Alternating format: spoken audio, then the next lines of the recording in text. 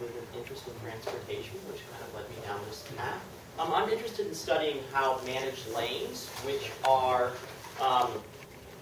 in the United States and around the world, our highway system is defined by its freedom of use. That's the traditional model. When you want to use a highway, as long as you have your automobile and it's available, you can drive onto the freeway. And because of that, space is allocated relatively inefficiently.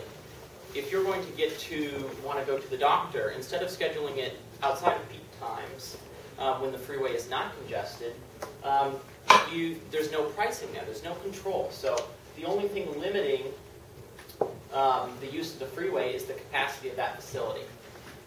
This map here is a graphic that represents all of the different projects around the United States that are managed lanes projects, which is an attempt to control how freeway space is allocated, either by limiting the freeway lane to someone that is a driver that has one or more additional passengers in the vehicle, or pricing it, either variably based on the relative congestion of the lanes, or fixed. You're going to go 5 miles, you're going to pay 5 cents a mile. And the reason all these projects exist is try to address the fact that our urban freeway system is at capacity right now, and we don't have the money to fix it. So how do I advance here? There we go. The problem of urban freeway congestion has been growing since the mid-1970s, and we haven't been adding very many freeway lanes. The cost of adding an urban freeway lane in the United States is about $15 million per mile, and cars driving on that would pay about 2 cents a mile in gas taxes, which, if you figure that 10,000 cars can go down a lane for a mile, that generates about $60,000 in revenue per year.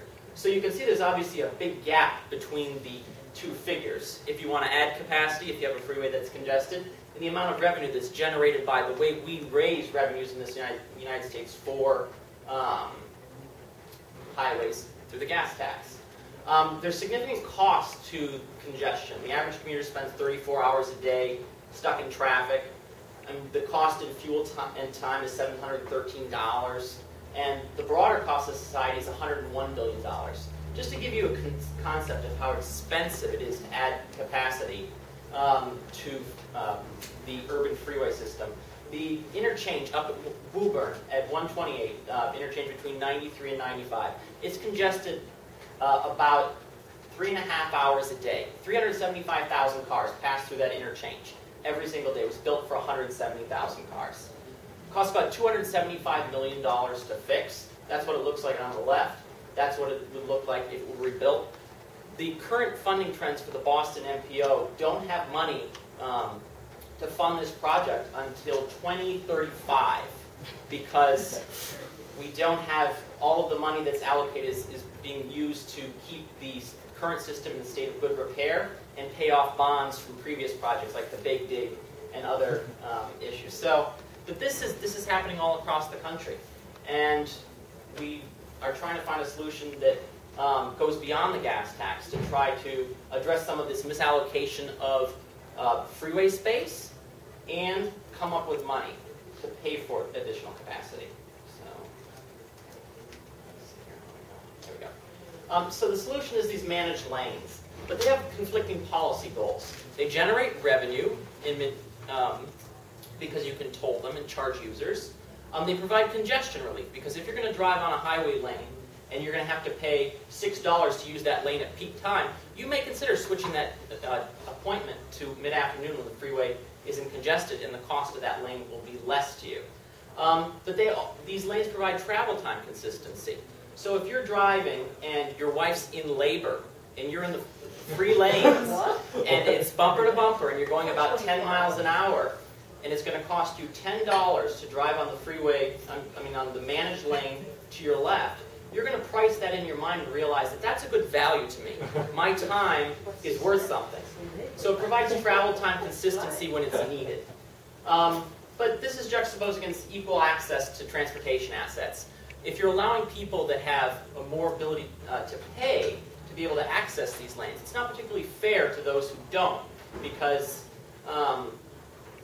they don't have an ability to paint. So, so into this, we have all these projects that are underway, about 30 projects in the United States, 14 that are currently in a state of development, and 14 that are currently in existence, operation.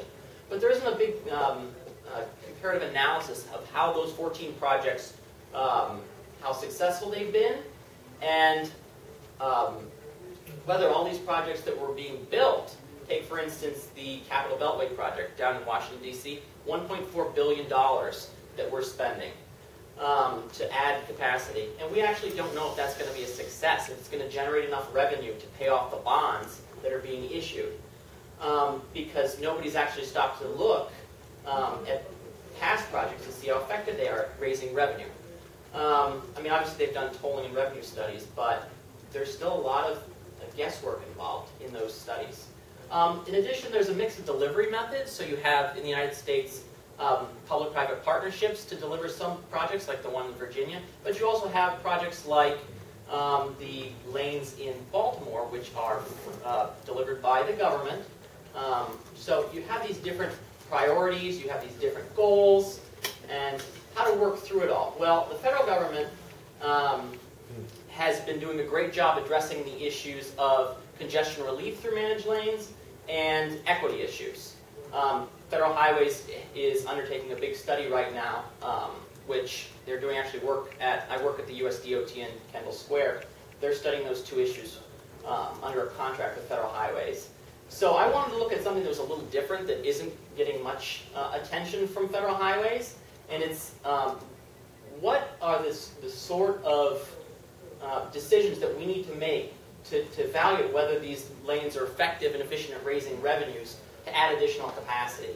And what are the key factors within that that impact revenue generation? And the goals for this research is to try to provide state DOTs with an analysis of what's already happened in terms of revenue generation for the projects that already exist, evaluate the relationship of revenues to other policy goals like reducing congestion and providing travel time consistency, and then identify the pieces of what you need to put together in order to make a net neutral or revenue generating project, so you don't actually have to draw on those resources that could go to other projects if you do want to add a lane in an urban environment.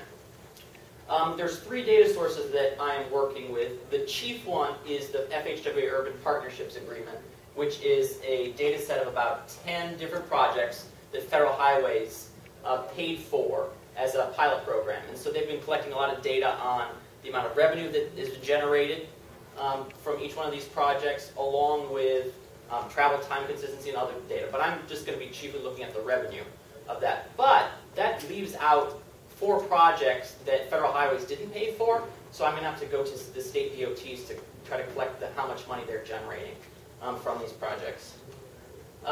This is just a matrix to give you an idea of the thought that goes, very colorful, I know GST, oof, it's not good.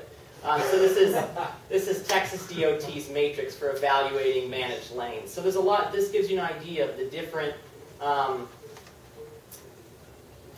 priorities that states have to evaluate when they're trying to figure out how they should price the lanes, how they should manage them. This just gives you an idea of that maximizing your toll revenues might not necessarily maximize the amount of cars that you're going to get down in that lane. So they're trade-offs in that, and that has an impact on how you should structure how your lanes are going to work. So my field of study is, so there's 2 major sorts of projects in the United States. Converted facilities. In the 1990s, many states added HOV lanes, and the federal government paid for them. Well, paid for a lot of them, a good deal of it. And they have been allowing the states to convert these HOV lanes into high-occupancy toll lanes. Georgia's done it. Washington State's done it. And so these were already existing assets that the states had, and now they're tolling them, and they're using that revenue to either achieve certain policy goals like providing rapid busways down these lanes, or use it for maintenance of the broader general lanes. And then the other side of the coin are new capacity, like the Capital Beltway lanes that I talked about before, or in Baltimore. And these are new projects that toll revenues are being used to help pay for. They aren't paying for all of it. Like for the $1.4 Wayne, Virginia is going to have to kick in a lot of money because the toll revenues aren't large enough to actually pay for it. But down in Georgia, they're building a project that is brand new along 575 that if they decided to maximize some of these policy choices that I'm going to look at, like the delivery method and the usage rules, particularly, whether they allow cars with 2 people to travel for free inside them or have 4 people for free. Obviously, you're going to generate more revenue if you allow 4 users, only allow 4 users to go for free. So those sorts of choices affect how much revenue you can generate. And if they chose the most stringent rules, they can pay for that project with revenue. So those are the policy choices that I want to look at that impact it. But there are also independent variables. The economic growth of the region, congestion's gone down in the United States over the past 3 years because of the slowdown in economic growth. But now we start seeing that there's a tick back up in some of these more vibrant areas, like in Texas. Another independent variable that I want to look at is congestion on the free lanes. Obviously, you're not going to pay to go into a toll lane if you can have a free lane that's moving relatively speedily. So Salt Lake City built these things. Their freeways aren't that congested. They're not able to pay off the bonds on these things. Size of the metropolitan area also has a big impact. Big urban areas likely to have more congested facilities. And then income levels, obviously. SR 91 down in Orange County, California has been very, very successful, but it connects a very wealthy job center in Orange County to the Inland Empire, and those people have a very significant ability to pay. So they can price those higher than if you put it in Jackson, Mississippi. So those are the things that I want to evaluate. So I think that's about it. Thank you very much. Thank you. One question about this slide. Yeah. How are you going to evaluate that? So the delivery method, so the independent variables are, I'm just going to get from census data and others. I mean, those are relatively easy to collect. In addition to congestion on the free lanes, every state DOT collects data on how congested those lanes are. So those variables are not a problem. The policy variables are a little bit more tricky because there's a lot of politics involved in your pricing strategy and your usage rules. So how you actually quantitatively evaluate, like, if you should allow people to have 2 users versus 4 is going to be tough. And I've been getting some help and I'm trying to do that, but I haven't reached a good answer. If it's not quantitative, but it's qualitative. Right. You know, to evaluate. But that's actually going to be one, I think, very interesting point for research. 2, it's going to be very difficult. Yeah. To come up with evaluation framework, right? Mm-hmm. For these, especially the policy choices. Right. So. You kind of make some perhaps heroic assumptions that Yeah. people will be there. Tony.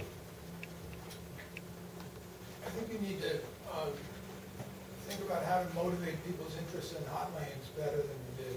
Okay. Just explain to them what the difference is between an HOV lane and a hot lane, and why we started with HOV lanes and then migrated towards hot lanes. Okay. And actually, do you want to just define those 2 things for the crowd, actually? Oh, sure. So high occupancy vehicle lanes are lanes that, as long as if you have 1 or more than, well, it depends on the state, but if you can have a passenger in your vehicle, you can have access to a lane that is most likely less congested, but there's no cost associated with it. So it provides travel time consistency, supposed to encourage carpooling and better utilization of the lanes because you can get more people through that because you have more people in the car versus just a single user. And then a hot lane. A hot lane is a similar concept, but it's tolled.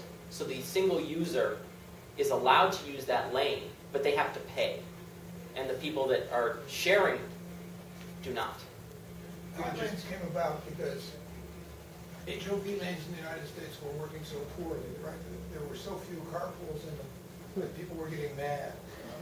So you fill up the extra space with paying customers, and that finances the lanes for themselves as well. But I think the second thing that you need to worry about is which of your dimensions of performance you want to care about, whether it's have they been reducing congestion or have they been financially self-supporting or whatever it is. You need to decide what dimensions matter. And then you need to decide what what dimensions of the delivery that you're going to look at? Are you going to compare PPP-driven projects to non-PPP, or are you going to compare these hot lanes to HOV, or what? And then finally, what are you going to, how are you actually going to do this evaluation? Right. Especially since many of the projects are only under construction now. Right. So it would be just looking at the 12, probably the 14 projects that. So this would be the 10 that I can get data from FHWA, and then the other 4. And you're probably not going to do primary data analysis, right? You're No. probably going to be, so which ones have been studied well enough that you can generate some conclusion about financial viability or whatever? I'm fortunate that Federal Highways has forced the states to follow a framework for all those 10 projects that they finance the research for. So it's consistent across all of those projects. I mean, it's really just a question of whether I think that the states have consistently collected the data. Well, and it's a question of what kind of data as well. Right. Do they have before and after data, for example? Right. What's the counterfactual? Mm-hmm. That's very valuable Mm-hmm. feedback. Choice. Could you go back to your research question? Sure. Oops, sorry. Okay, so the goal is really additional capacity, additional urban travel lanes? Right, is Yeah. to figure out how to maximize revenue, to be build able to those pay for additional capacity. So this goes back Right. a bit to Tony's point about which slice is the thing that you're fundamentally interested in. And I think if that's your question, you have to grapple with that notion. I defer to my colleague Tony because he's really the expert on this. The concept of induced demand. Doesn't adding additional lanes create induced demand so that it just adds to congestion? It doesn't solve it. I had thought that question was really approached by many studies after additional lanes came up in the New Jersey area. And it strikes me that if you look at it on a regional basis, if you really want to be effective and efficient, don't you need to consider transit options too? And I realize you're doing this national view of 14 projects, so it's hard to factor that in. Right. But, I think most thesis questions are too broad, and this is the only one I've seen that's a little too narrow for me. I want to see you, embrace that question of, is it really effective to build additional urban travel lanes at all, given that phenomena that we found Right. in the New York metropolitan region in the 1970s of induced demand. You build Right. it, and it's built up, with cars that wouldn't be there except for that new lane. That's the definition. So Tony's much more of an expert on this phenomenon than myself, so I defer to Tony on it. But, I think if efficiency and effectiveness is the question, then can you achieve that through other strategies? Right. So I'd like to see planners be holistic. I think the evidence on induced demand is mixed, but there's some induced, but it's not totally self-defeating. And I agree that would be an interesting point if he wants to look at the congestion relief aspects of it. Yeah. Let me defend his choice of topic, though. I mean, I think he needs to decide what dimension of performance he's going to, or dimensions he's going to look at it, and how he's actually going to do it. But these are, for political and financial reasons, these are the most important investments we're making in urban highways in the United States these days. And no one is really studying, in part because it's a fairly new thing, right? Right. Nobody's been studying whether it actually works financially or in terms of congestion. So FHWA is studying the congestion. That's what they're putting their emphasis on. That's why I wanted to look at the revenue side of it. But That's a great actual justification then for choosing this slice, actually. I think that would be very compelling to an audience to say, someone else is looking at this, but it goes back to that frontier of knowledge thing, right? Some other people are working here. Here's an area where I can advance the frontier of knowledge. But I think that's a fair point about induced demand. I mean, I'm just looking at it from a capacity point of view. I mean, now you've got 250,000 cars versus 175. So. Let's go to Anush, Belinda. So just a naive question about the funding. Who would if this is a revenue raising problem, Right. there are two sources of revenue, right? You can tax, this is in effect a kind of tax, or you can borrow. And when you borrow, of course, when you pay for the borrowing, you're diffusing the usage across the tax base as opposed to narrowly focusing the cost on the users. But it strikes me that there is a precedent for yoking together a big infrastructure project and a big funding source in the US, and that's of course the mortgage market. And we saw government backstopping that to a certain extent and enabling massive pools of saving thereby to come into this. Now I wonder if, as a kind of, as another way of getting money into the system, as opposed to directly charging users, if you encourage savers as investors to come in and say, buy infrastructure bonds to fund this. Again, you have to service those bonds, and so I understand ultimately you have to do that either through tax or through some kind of revenue. But on the funding side, I imagine there must be a huge pool out there that may or may not be able to be tapped by various methods. So we only pay for road projects in this.